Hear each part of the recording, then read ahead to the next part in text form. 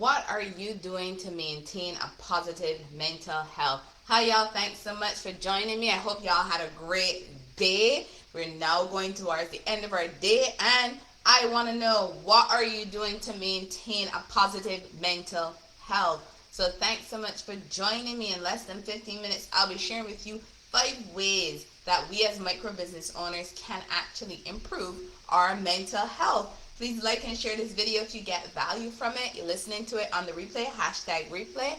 Really appreciate your support.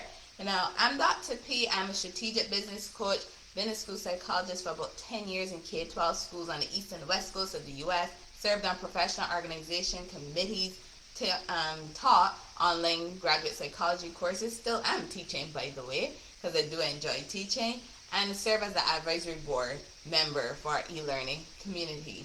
And I really want to talk about this topic today.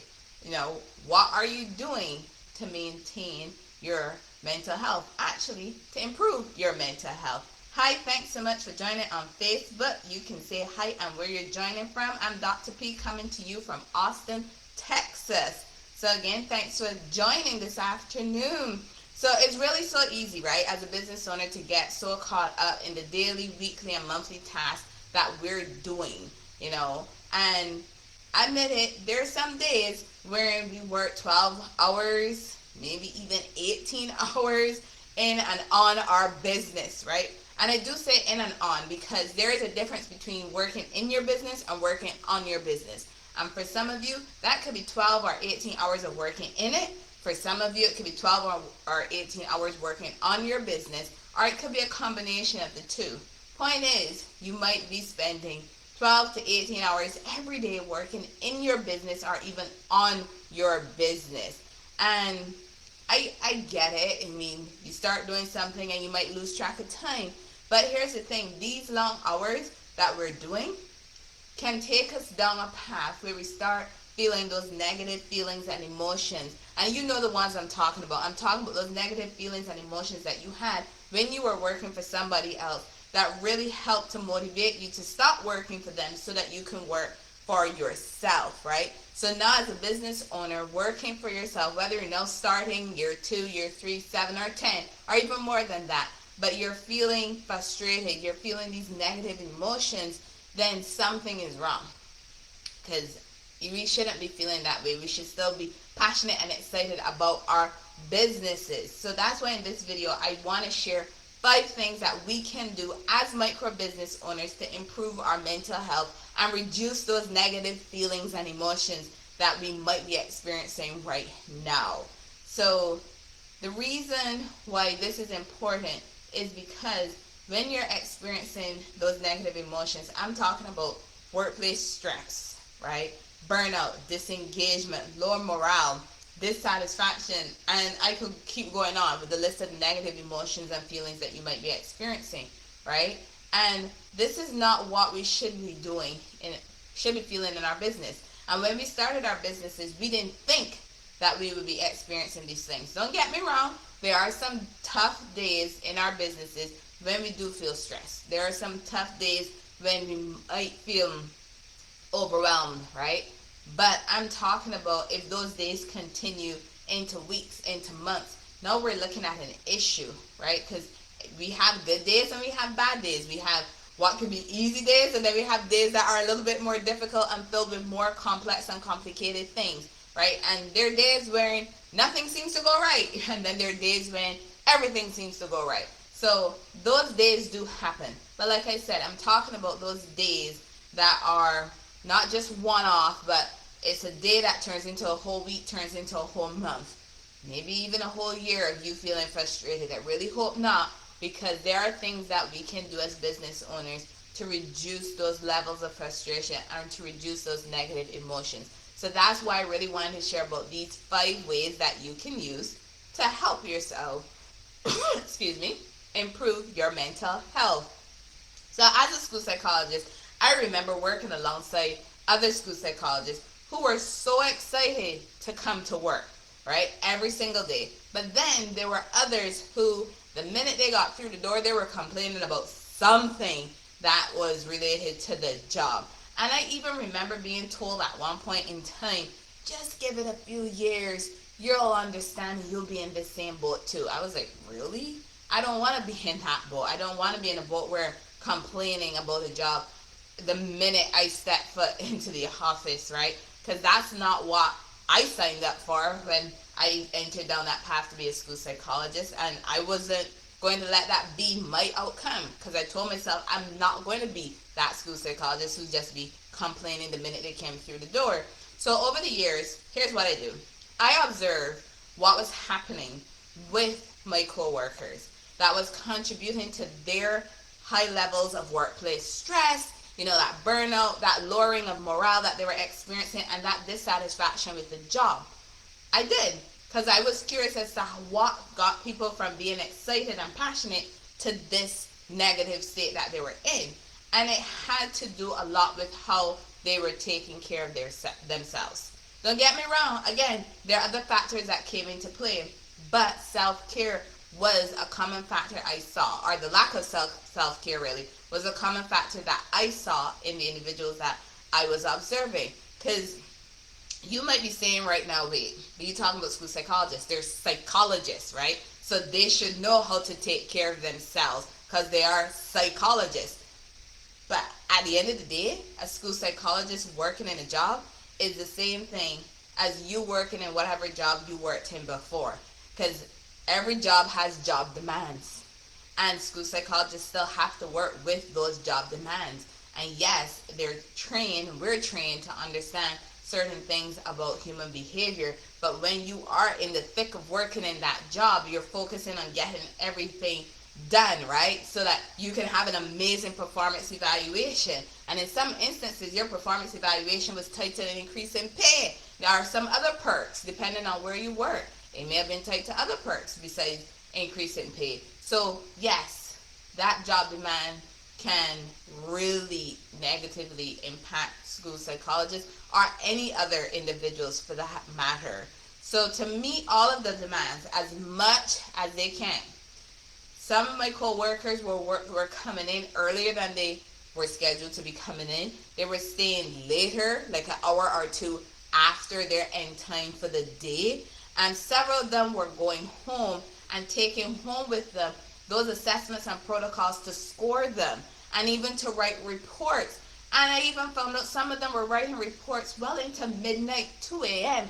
I remember a few times people told me they were up to 3 or 4 a.m. doing these things. And for me, I'm like, but what about your own self-care? Because when you leave here at 4 o'clock, are you saying you're going home and immediately just getting to work again? And for some of them, that's what they were doing. And I'm sure you can relate to this because wherever you were working before, you more than likely had one or two, or maybe even more than that, of co-workers who would take home work with them and they're working. I'm talking about those people who probably sent you emails at like 10 p.m., 11 p.m., 1 a.m., 2 a.m., and you're like, oh my God, what the hell? Don't you sleep? Don't you take a break? Or even the ones who sent you emails and left voice messages on a Saturday and on a Sunday when those are not days for you to be working. Those aren't your scheduled work days. So these are individuals who are not taking a break for self-care. For me, hearing that you're staying up to 1 a.m., 2 a.m., 3 a.m., and then getting up next day and doing it all over again, I was like, nah, though, something's wrong because you got to take care of yourself because that's why you're feeling so burned out. That's why you're starting to feel so dissatisfied, right? And again, yes, there are other factors that are coming into play for why they're working so many long hours. But I'm talking about self-care today. I'm focusing on self-care and why we need to have self-care. Because when we take care of ourselves, we are taking care of our mental health and putting ourselves in a positive mental state. That's why taking care of our mental health is so important. So for me, yes, I'm talking about things I saw when I was working as a school psychologist. And guess what? As a strategic business coach and consultant, I'm still seeing similar things with micro business owners and other small business owners. Not taking the time for self-care. Because I've interacted with several people who could tell me all the things that they're doing in their business, but I don't hear what they're doing for self-care, And it's like, okay, that means you're doing what, 20 hours a day, 80 hours a week just to be working in and on your business, but when do you take time for yourself, right? That's a question even for you as you're watching this. When do you take time for yourself? Because you have to take time for yourself. If not, you're going to feel that you're always working, and that's when that burnout and that stress and dissatisfaction and frustration is going to come. And here's the thing though, it ain't going to just be with you in your workplace. That's going to start to trickle in and bleed into your personal life. And then you're going to be looking at even more challenges that you're facing, all because you're not taking some time for self-care. So here are 5 things that you can do, we all can do them, to help with improving our mental health. And these 5 things I took from a combination of sources, and they include This Stage, Credibly, and the Boutique Hub. And I took this information because I really wanted it for these many sources, because I really wanted to be able to help out other business owners, not just keep it for myself. So the first one up is stick to your schedule. If you've been following me, you've watched other videos that I've done, I'm very big on that schedule, because when we have that schedule in place, it helps us out on so many different levels, okay? So when you create your schedule, remember, you created your schedule for a reason. Let me start there. You created it for a reason. You included a start time and you included an end time for your day, every single day, whether your weeks run from Sunday to Thursday, Monday to Friday, however it is your work week. You created a start and an end time. So stick to those times. You have to stick to those times. Be sure though to block off your time appropriately. Looking at your schedule should not be an overwhelming experience that causes you to break out in hives and get so stressed when you're looking at it. You should have an organized schedule that is blocked out, and you can clearly see the main functions and responsibilities you have to do in your business and on your business. You should be able to see it reflected in your schedule. And if you're having difficulties trying to figure out how to even create this schedule that works for you, then I highly recommend you reach out to a coach. Have a couple sessions with a coach so that you can get that schedule of yours fine-tuned and be on the right path for success, and so you can stick to that schedule, okay? The next one I want to share with you is look at what you're eating. You do have to look at what you're eating, because nutrition is so important for how you feel and also how you're feeding your mind and your body. When I was talking about those school psychologists who, work all those hours, something that I also saw them do was they didn't take a break during the day. They were working straight through the day. And I mean, they were sitting at their desk, eating their lunch. They were sitting at their desk, scoring, writing reports, doing phone interviews, email interviews, the whole 9 yards, all the other tasks. Plus, they were eating at their desk. They weren't getting up. Some of them were snacking on snacks that they brought in. Others were taking snacks, from the vending machine. People were ordering lunch and just getting it delivered, and most of the time it was fast food and nothing that was healthy. So they're just sitting at their desk. That's not healthy for you. And if you doubt me, reach out to a nutritionist. Reach out to somebody who is, even in the fitness world, health and wellness, and they'll let you know that sitting like that is not something that is beneficial for our bodies, okay? And also eating crap is not beneficial for our bodies either. So you want to make sure that you're eating a balanced meal that gives you the calories that you actually need for your brain and your body to be functioning.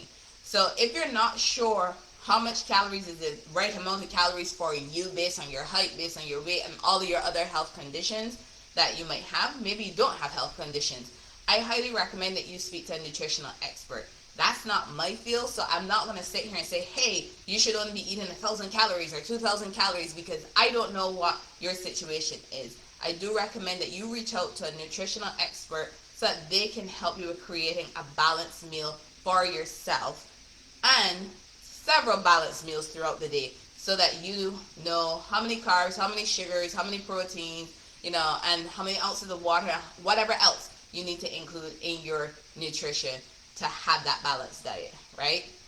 And number 3 is visualization.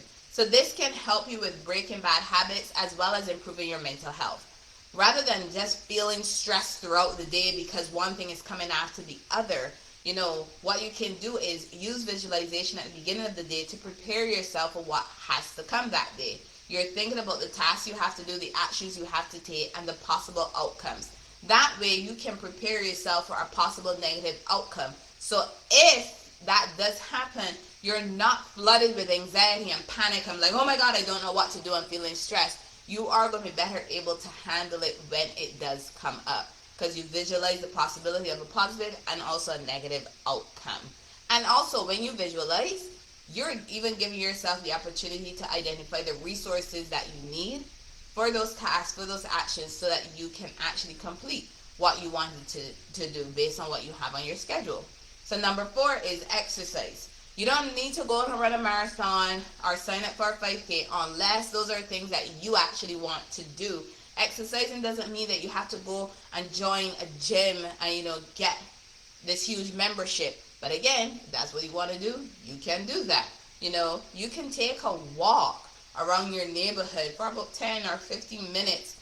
It depends on how hot or how cold it is outside. You can walk for longer too, depending on how your schedule is and on the weather. You can take your dog along with you if you have a dog, because I take my dog with me on my walks that I have throughout the day to give myself that stretch break. And when you're outside, you get that vitamin D, natural vitamin D just hitting you, and you get that opportunity to just think about your walk, clear your mind, and it is very relaxing. If you haven't tried it already, I highly recommend that you do it. Now, if you're saying, hey, when I walk around outside, is really nothing to look at, or I don't have an outside option, if you're in a building that has multiple levels, walk up and down the floor, stopping and checking and say hi to other people if that works for you.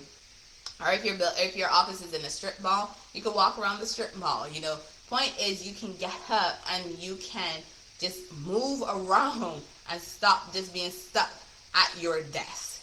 So that's what you can do to actually bring some exercise in. And you can also sign up for like a dance class, a fitness class, paddle boarding, or some other activity that requires you to get up and move. That's what you could do. So that's exercise. The last one I want to mention with you is actually your non-work relationships. So if you work in 12 and 18 hours, are you having time to spend with your non-work relationships? I'm talking about those people in your life that are your support system. Those people that support you no matter what, whether it's a good day or a bad day. They're there in your corner, rooting for you and supporting you. Are you taking time to spend with them? You have to take some time to spend with them. Continue to build your relationships with them. Talk to them, see what's happening in their lives. Don't just use them as your sounding board for when something is going wrong. Those relationships are just as important or even more important than the relationships you're building with your coworkers, with your team members, with vendors. You are with other business owners. You want to make sure you're taking time out to spend with your loved ones. And even tell them that you love them. I mean, come on, they're your loved ones that are supporting you no matter what. Because for many of us, without our support systems, we would not be here where we are today. So take time out for them. So these are only 5 of the many things that you can do to help improve your mental health. Share these 5 with friends that you know who are business owners that are working all those hours and need to improve their mental health. Thank you so very much for joining me. I'm Dr. Priscilla Kuser with Priscilla Kuser Consulting Solutions. Remember, solutions plus actions equals results, y'all.